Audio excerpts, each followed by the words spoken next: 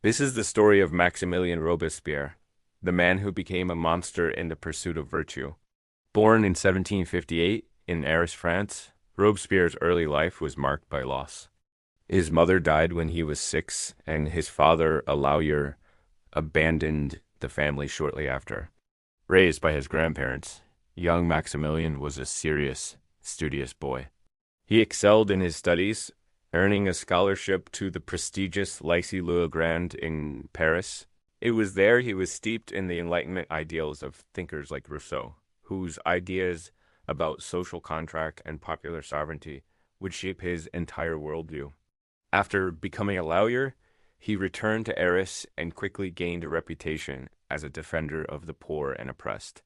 He was the guy you went to when you had no one else. He argued cases for the marginalized, spoke out against the death penalty, and championed universal suffrage. When the Estates General was called in 1789, the event that would spark the French Revolution, Robespierre was elected as a representative for the Third Estate, the common people. In Paris, amidst the whirlwind of revolutionary fervor, Robespierre was initially a minor figure.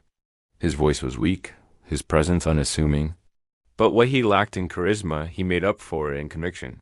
He spoke relentlessly, passionately, arguing for the rights of man, for liberty, for equality.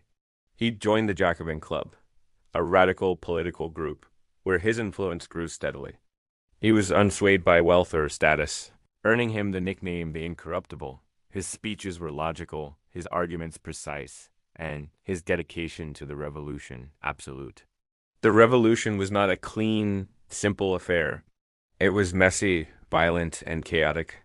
As France found itself at war with other European powers and battling internal rebellions, the political climate grew more extreme.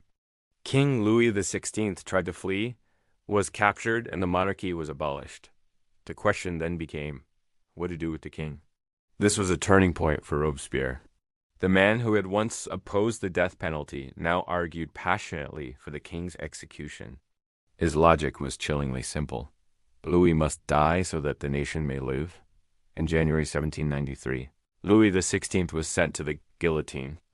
This single act plunged the revolution into its most radical and terrifying phase. With the king gone, Robespierre and his Jacobin allies seized control. They formed the Committee of Public Safety, a body given dictatorial powers to protect the new republic from its enemies, both foreign and domestic. And this is where the story takes its darkest turn. To save the revolution, Robespierre believed it had to be purified. He instigated the reign of terror. His justification? Terror is nothing more than speedy, severe, and inflexible justice. It is thus an emanation of virtue. He saw enemies everywhere, royalists, moderates, even fellow revolutionaries who weren't radical enough. A climate of intense paranoia gripped France.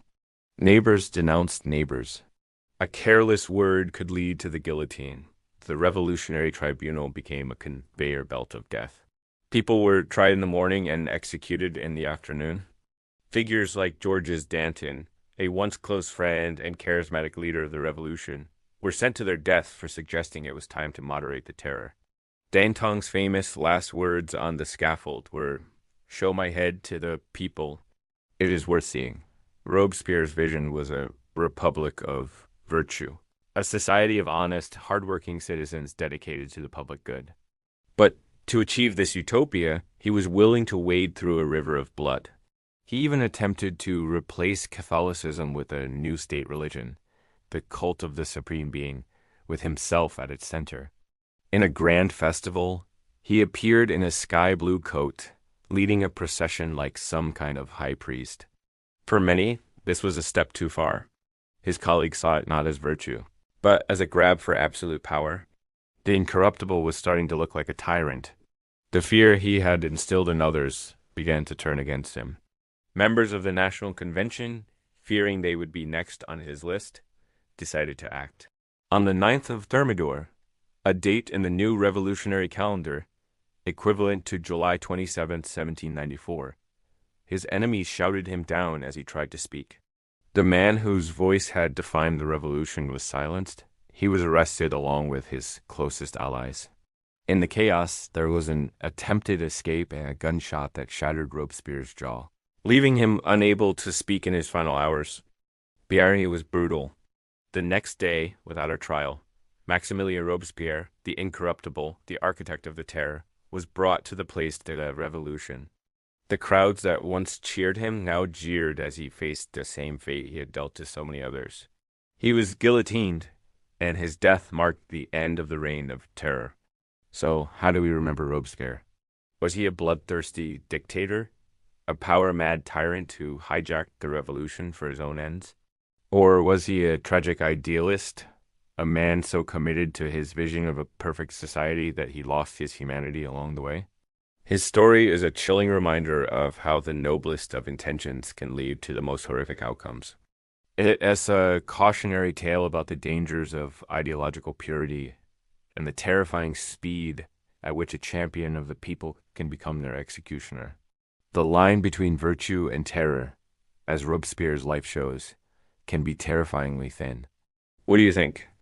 Was Robespierre a hero who went too far, or a villain from the start? Let me know your thoughts in the comments below. Thanks for watching, and if you enjoyed this journey into the dark heart of the French Revolution, don't forget to like and subscribe for more historical deep dives.